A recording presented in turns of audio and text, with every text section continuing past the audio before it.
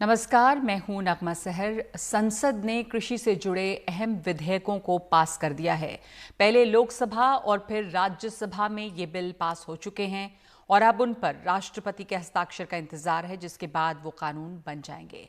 लेकिन इन बिलों को लेकर संसद से सड़क तक विरोध दिखाई दे रहा है। इनमें से एक बिल है farmers produce trade and commerce promotion and facilitation bill 2020, यानी कृषक उपज व्यापार और वाणिज्य संवर्धन और सरलीकरण विधेयक 2020, और दूसरा है farmers empowerment and protection agreement of price assurance and farm services bill 2020, यानी कृषक सशक्तिकरण व संरक्षण कीमत आश्वासन और कृषि सेवा करार विधेयक 2020। तो ये दोनों विधेयक हैं जिनके इतने लंबे नाम हैं, वो दोनों ही सदनों में पास हो गए हैं। इन बिलों को लेकर आज साइबर सिटी बेंगलुरु में किसान सड़कों पर उतरे। ये तस्वीर बेंगलुरु की है।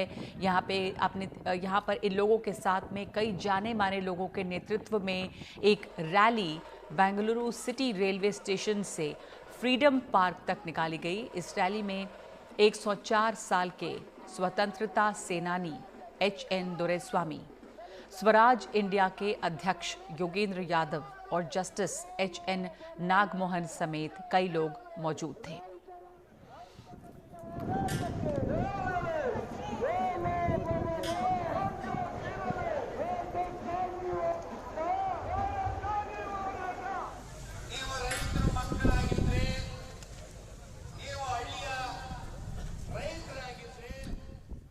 सिर्फ बेंगलुरु नहीं, आज पंजाब, हरियाणा, दिल्ली, मध्य प्रदेश और कर्नाटक तक में विपक्षी दलों और किसानों के प्रदर्शन जारी रहे। विजयवाड़ा में एक बड़ा प्रदर्शन हुआ। हापुड़, अंबाला और लुधियाना में भी किसान सड़कों पर नजर आए। किसानों का कहना है कि इससे छोटे किसानों की कमर और टूट जाएगी। उनकी सबसे बड़ी चिंता अपनी फसलों को न्यूनतम समर्थन मूल्यों पर बेचने की है, लेकिन बहुत ही कम किसान ऐसे हैं जिन्हें न्यूनतम समर्थन मूल्य पर फसल बेचने का मौका मिलता है और बाकी किसान औने पौने दामों पर फसल बेचने को मजबूर होते हैं।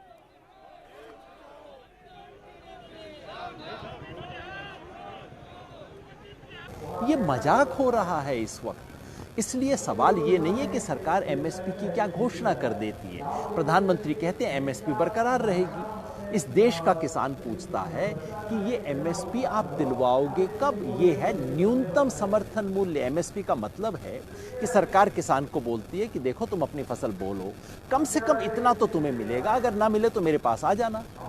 हकीकत ये है कि इस देश के 100 में से 10-15 किसान को ही वो दाम मिल पाता है।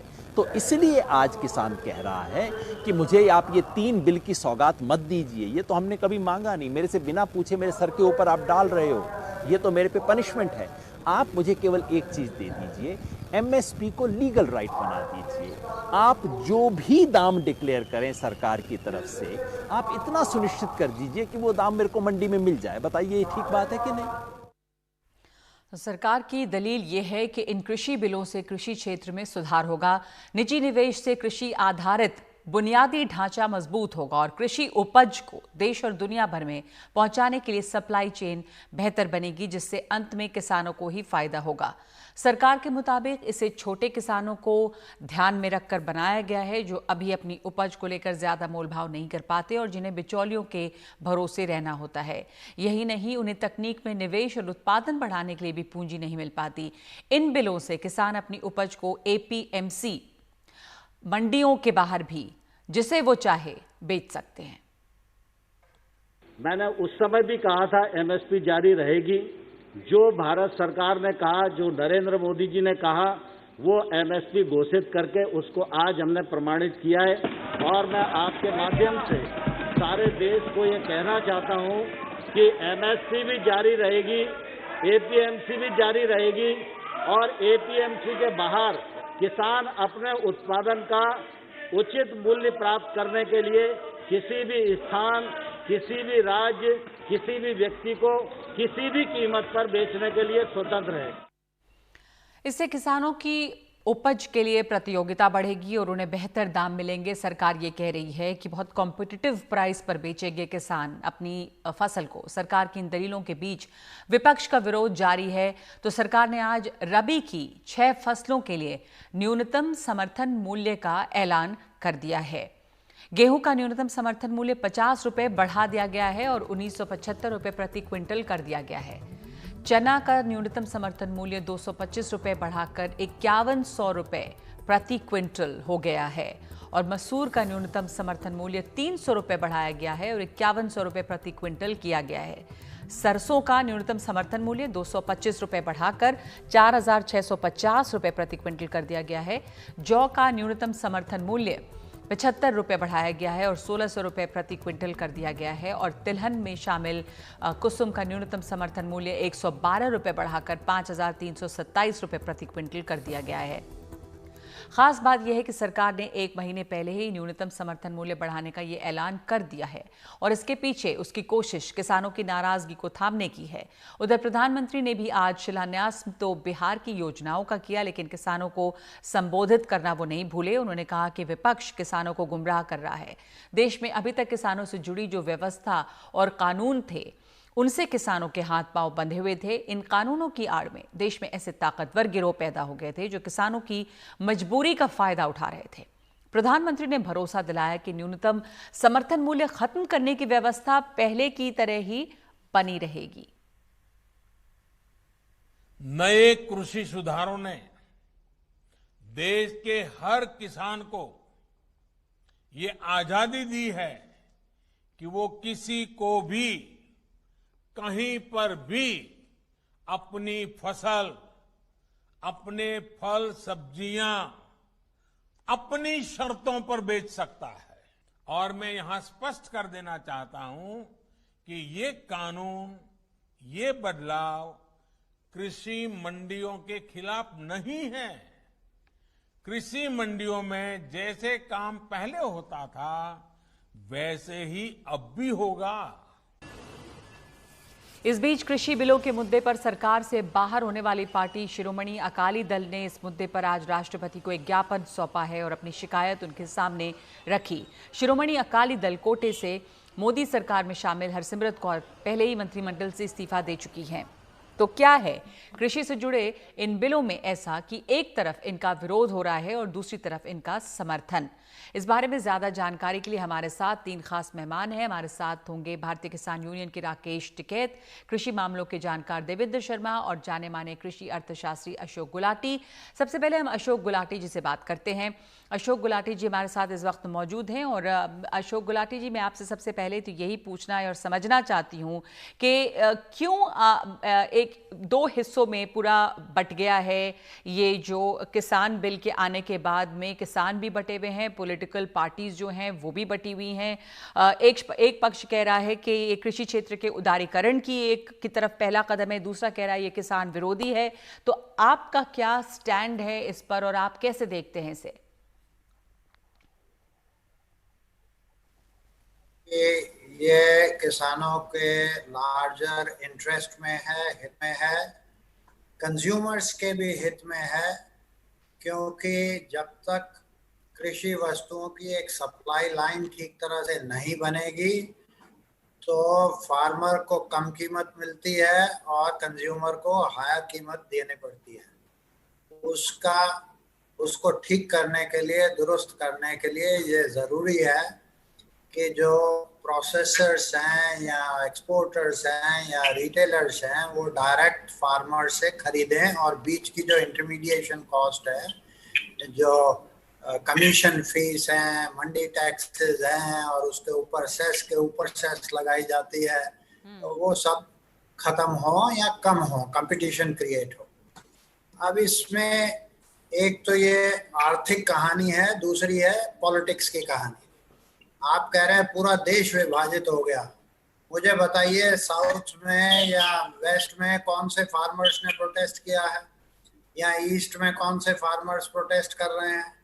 सिर्फ 2 स्टेट के जो लोग खड़े हो रहे हैं बेसिकली, वो एक अपनी राजनीति है, अपोज करना है। कांग्रेस फोर फ्रंट में थी अपोजिशन के, उनके मैनिफेस्टो में यही लिखा हुआ है वो करना चाहते थे।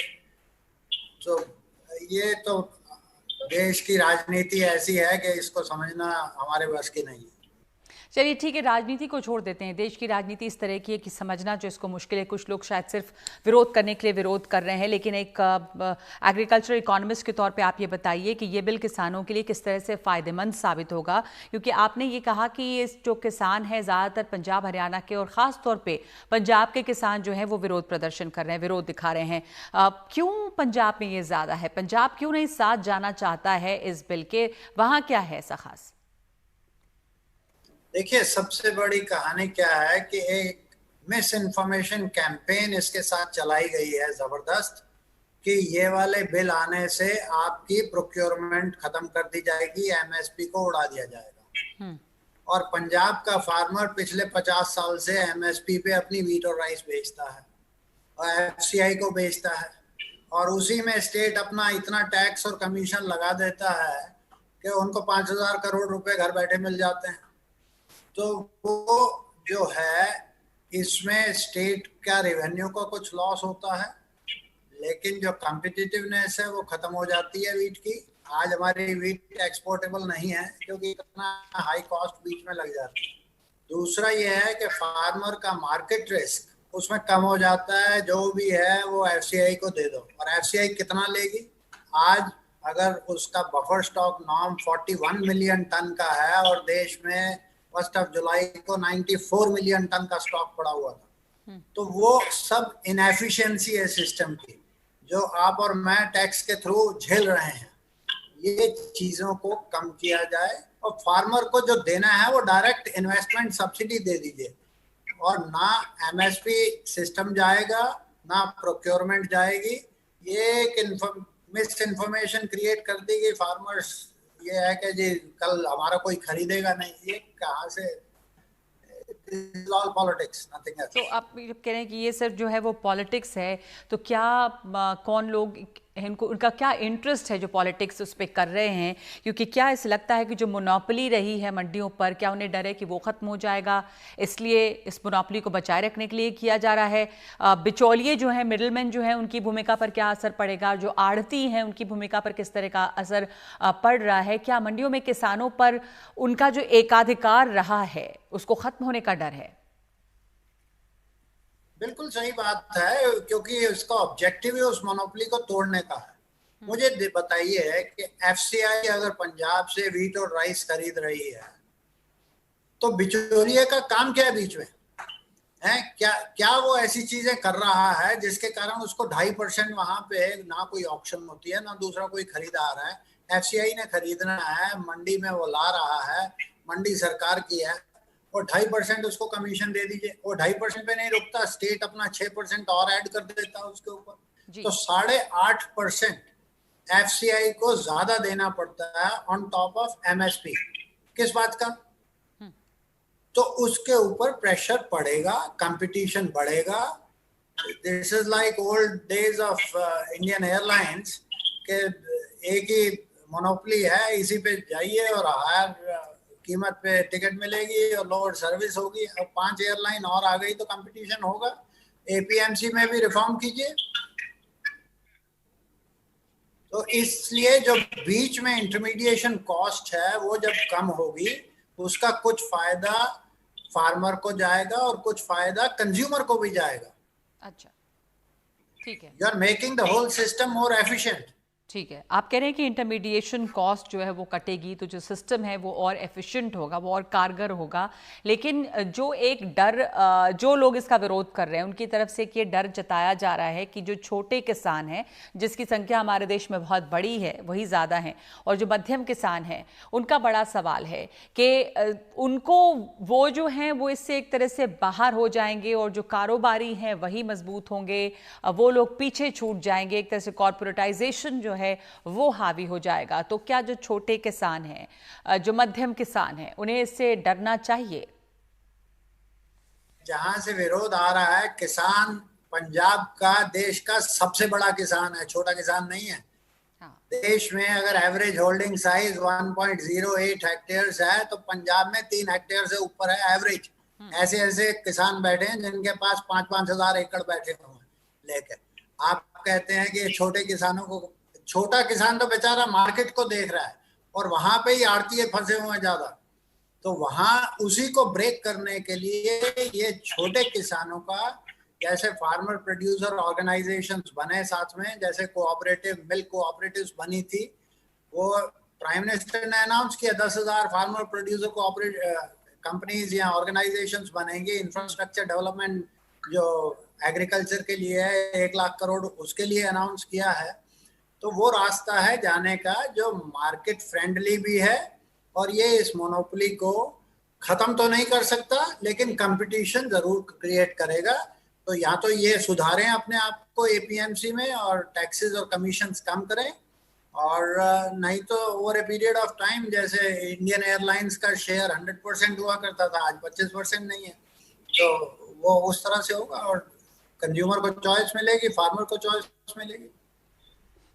गुलाटी साहब, आप कह रहे हैं कंज्यूमर्स और फार्मर्स को चॉइस मिलेगी। एक बार आप, हालांकि आपने कहा है कि इससे एमएसपी ख़त्म नहीं हो रही, एपीएमसी भी ख़त्म नहीं हो रही, पर जो इस आशंका बनी हुई है और बहुत सारे जो किसान हैं वो वाकई इस बात से डरे हुए हैं कि धीरे धीरे करके, हालांकि बिल में ऐसा नहीं कहा गया है, लेकिन क्या इसका यही नतीजा निकलेगा? इस आशंका को आप कैसे देखते हैं? मतलब क्या आप आश्वासन देंगे, किस तरह आप समझाएंगे? मेरे हिसाब से ये एमएसपी बिजनेस अभी अगले 20 साल तक नहीं जाएगा, समझे? मेरे पर्सनल व्यूज से क्या होगा, लेकिन प्राइम मिनिस्टर एश्योर कर रहा है, agriculture minister of the country कह रहा है, और कहीं भी जो बिल है, जो एक्ट बन रहा है, उसके अंदर कहीं नहीं लिखा हुआ ये।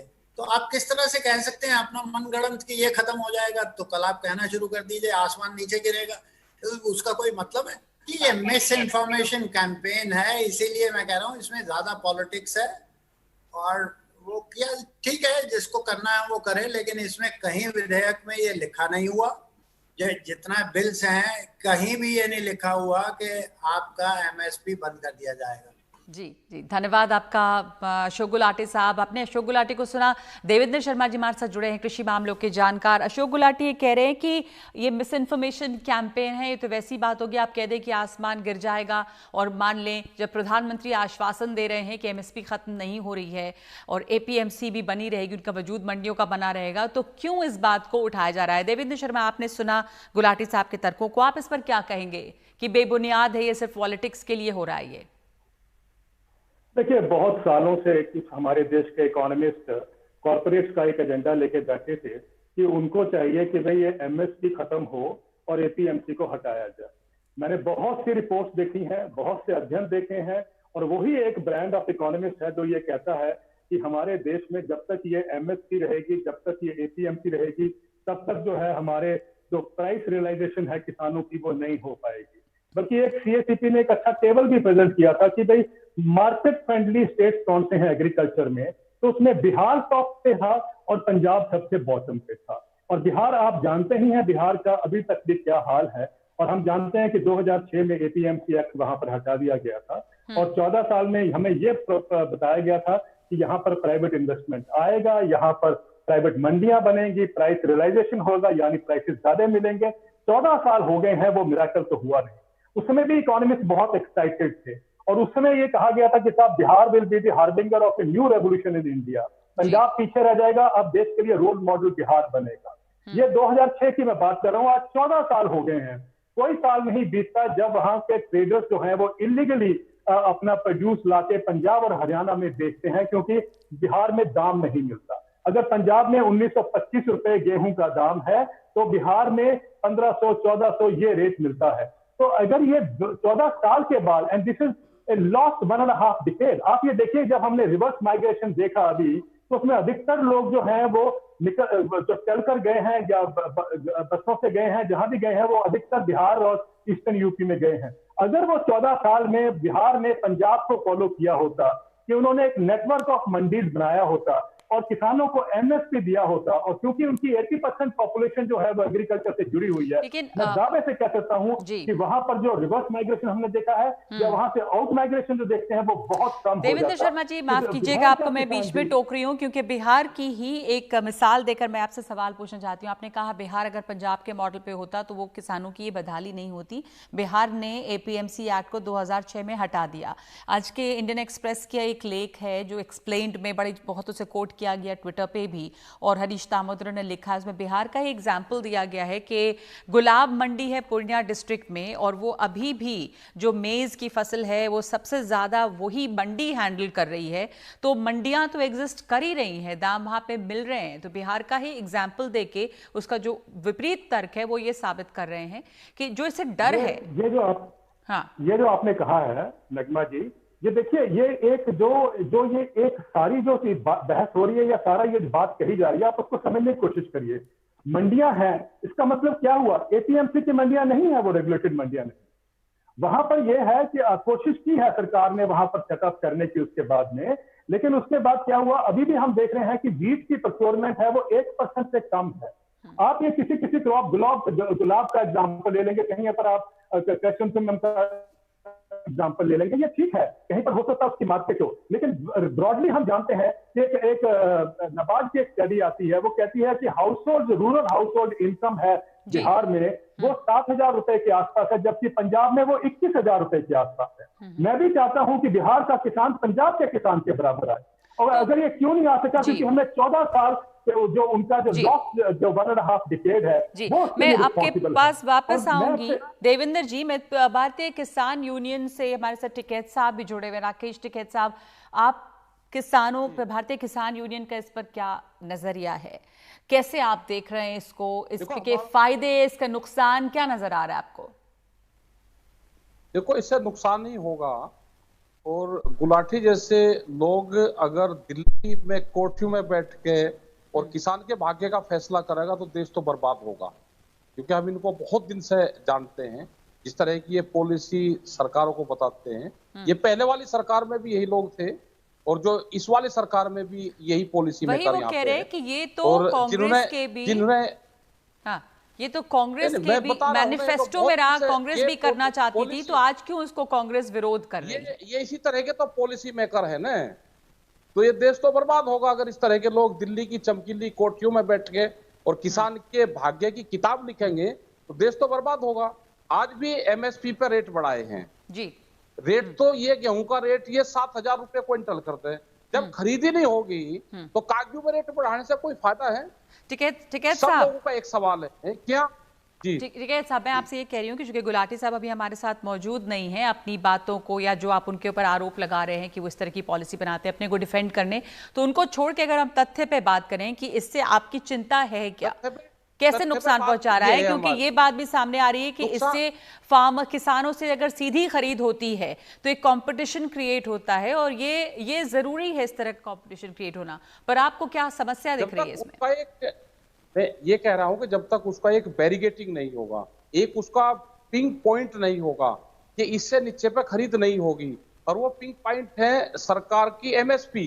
आप इसको लीगलाइज कर दो कि इसके कम पे देश में खरीद नहीं होगी। आज भी उन्होंने भाव बढ़ा दिए, 1975 रुपए गेहूं का रेट कर दिया, खरीद होगी नहीं तो ये 6-7 हजार रुपए कर दो गेहूं का रेट। जब खरीदना ही नहीं और उस पर कानूनी दायरे में वो आएगा ही नहीं। आज चने का क्या हाल है राजस्थान में, मध्य प्रदेश में, आज गेहूं का क्या हाल है, आज धान का क्या हाल है, आज मक्का 600 रुपए क्विंटल बिक रही है, तो उसकी जिम्मेदारी किसकी है?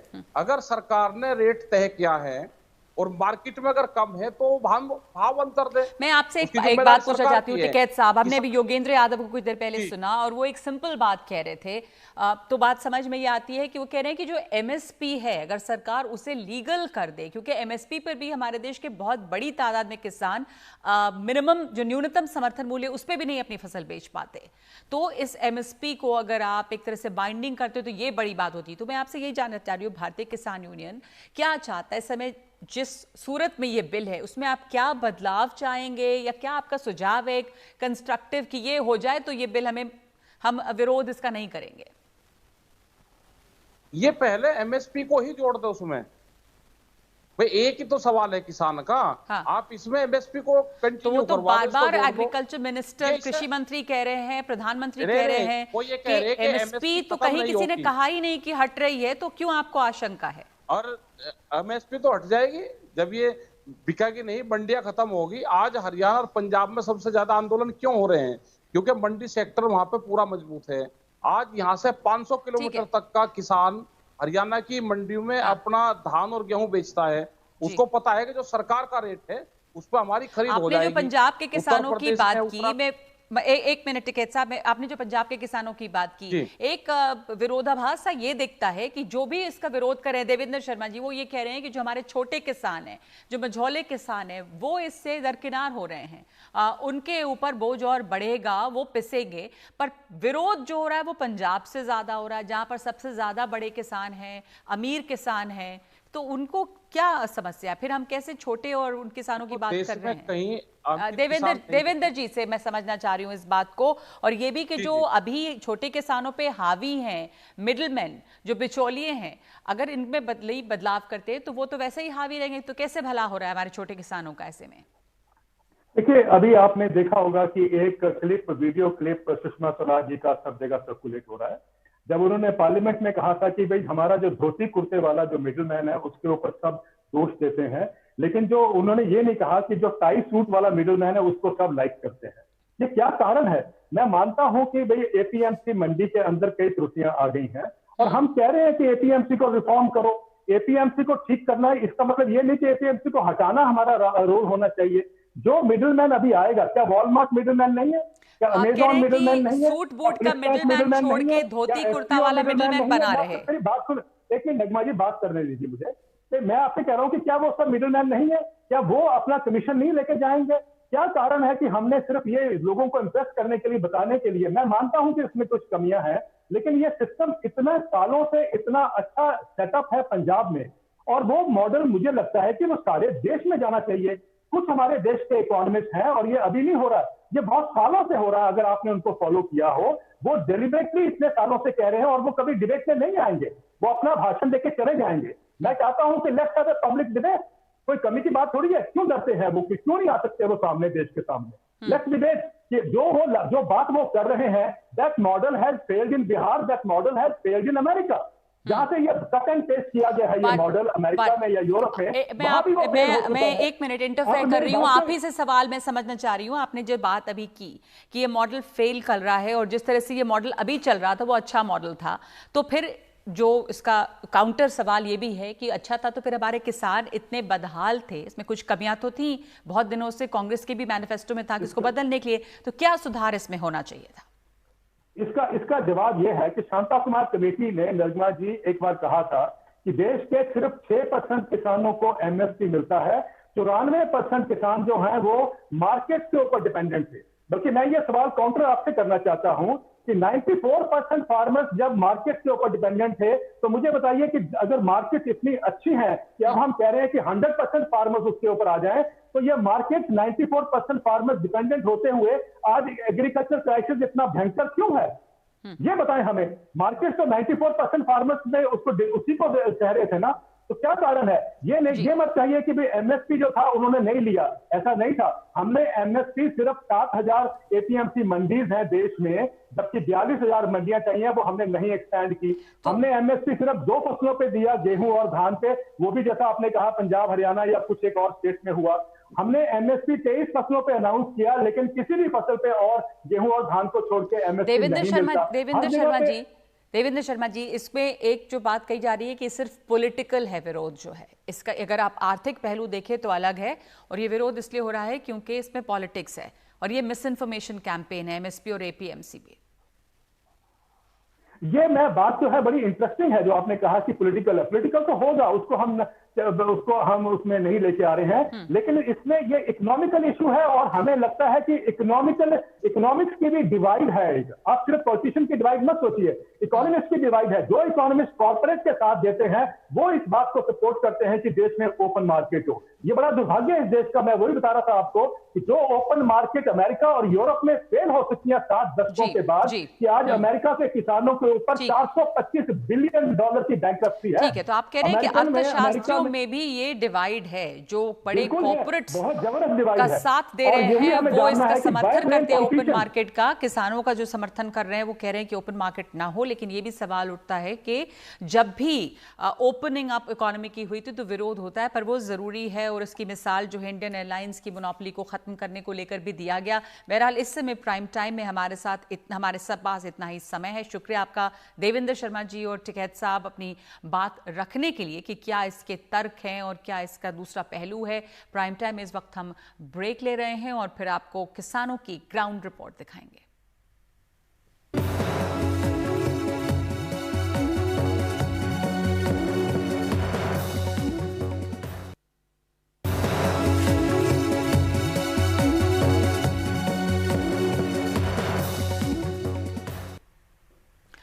मोदी सरकार का दावा है कि संसद में पास कृषि सुधार बिल देश में खेती और खेतीहरों की हालत में ऐतिहासिक सुधार करेंगे।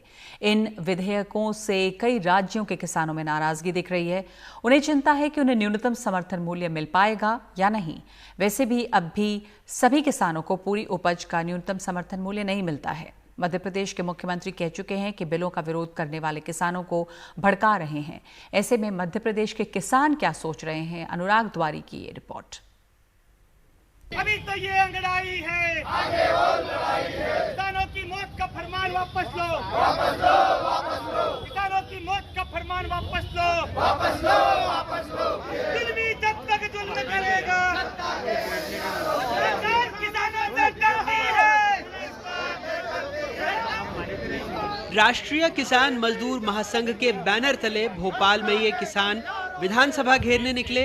नाराजगी कृषि सुधारों से संबंधित अध्यादेशों के पारित होने से थी। किसानों के लिए जो कृषि अध्यादेश लाए गए हैं, उन अध्यादेशों में किसान को नुकसान है। कुल मिलाकर हमारी मांग है कि ये अध्यादेश वापस किया जाए। आज से 10 साल पहले जो गेहूँ 1500 से 2000 बिक रहा था, आज भी बिक रहा है। इफ्को की बोरी 444 रुपए की थी, उसको 1350 रुपया कर दिया गया। अभी कर दिया। ये कौन सा न्याय है? अच्छा, दूसरी बात, 50 किलो की यूरिया की बोरी थी जो 150 रुपए में मिलती थी, आज 45 किलो की कर दी और 350 रुपए कीमत कर दी उसकी। का नुकसान ये है कि 900 पेज का जो ड्राफ्ट किया है उसमें सबसे बड़ा हमारा जो न्यायिक अधिकार है वो छीन लिया गया है। जो न्यायिक अधिकार है, हम न्यायालय नहीं जा सकते, तो हम कहाँ जाएंगे? तो बोला आप एसडीएम के पास जाओगे, फिर कहाँ जाओगे? कलेक्टर के पास जाओगे। क्या अभी मंडी सचिव जो होता था वो हमारा गवाह था। अब गवाह कौन बनेगा कि हमारा माल खरीदा है? अब कौन बनेगा गवाह? पहले हमारा मंडी सचिव गवाह रहता था कि हाँ हमने उसको 5 कुंटल किसी व्यापारी को माल दिया है। उस व्यापारी के हिसाब से हमारा मंडी एक रसीद देता था। मंडी अधिकारी जो सचिव होता है वो हमको बाकायदा रसीद देता था कि फलाने एक व्यापारी ने हमारा इतने कुंटल माल खरीदा है। अब कौन गवाह बनेगा? आज़ादी के बाद सरकार का कहना है कि कृषि क्षेत्र में सबसे बड़े सुधार वो लेकर के आई है, लेकिन क्या किसान भी ऐसा मानते हैं? क्या उनको कोई डर है इन 3 कानूनों को लेकर? जैसे कुछ राज्यों में किसान सड़क पर है, उनको लग रहा है कि न्यूनतम समर्थन मूल्य खत्म हो जाएगा या उनको कोई और दिक्कत आएगी।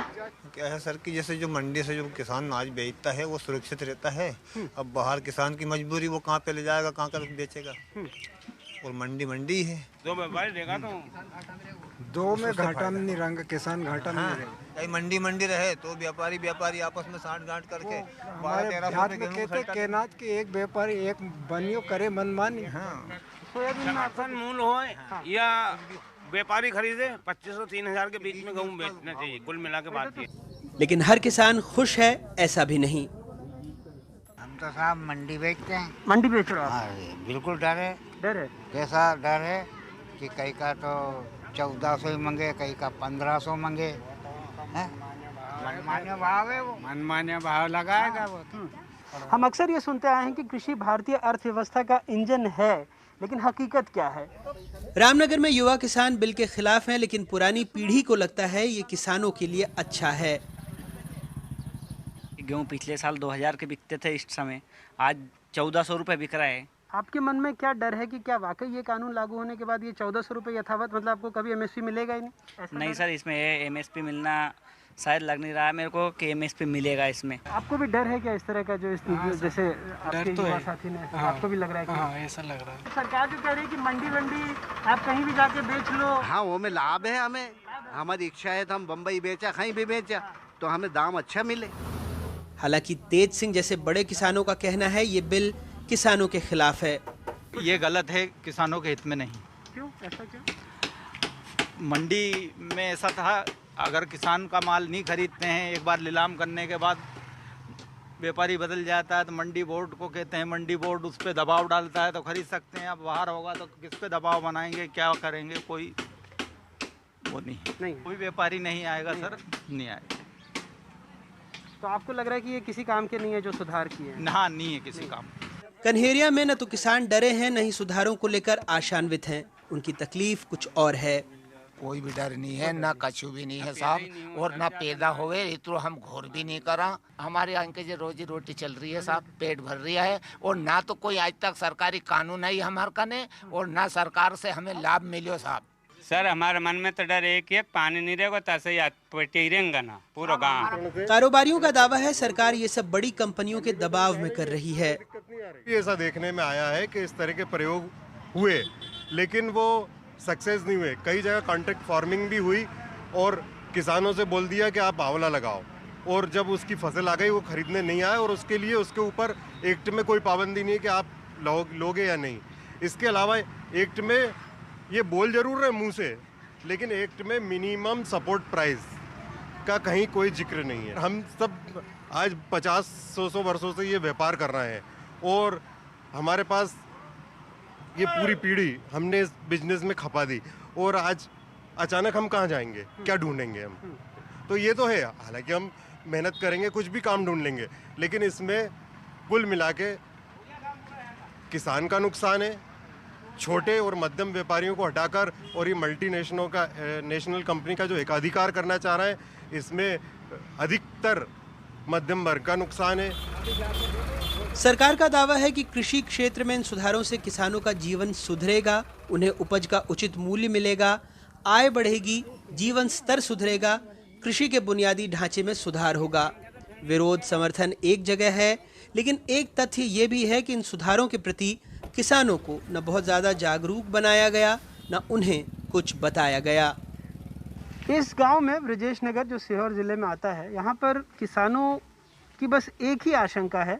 उनको बहुत सारे अध्यादेश में बहुत सारे बिंदुओं से कोई एतराज़ नहीं है, पर वो चाहते हैं कि अगर व्यापारी उनके गांव में आकर खरीद रहे हैं या किसी किस्म का और प्लेटफॉर्म बन रहा है, तो सरकार बस ये सुनिश्चित करे कि जो न्यूनतम समर्थन मूल्य है खरीदारी उस पर हो, कोई इनको दबाने की कोशिश ना करे। अगर बड़े बड़े औद्योगिक घराने हैं या कोई और बड़ा कोई धन्ना सेठ है, वो आकर इनको दबाने की कोशिश ना करे, सिर्फ जो इनकी कीमत है वो मिल जाए, तो फिर बाकी बहुत बड़े पैमाने पर इनको ये जो प्रावधान है इनसे बातचीत करके ऐसा ही प्रतीत हो रहा है कि इससे बहुत ज़्यादा एतराज़ नहीं है। ब्रजेश नगर से अपने सहयोगी रिजवान खान और धर्मेंद्र के साथ अनुराग द्वारी, NDTV इंडिया।